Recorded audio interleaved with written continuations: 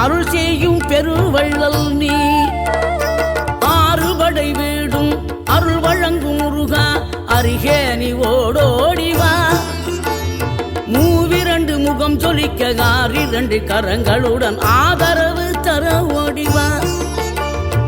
ஆறுபடை வீடும் அருள் வழங்கும் முருகா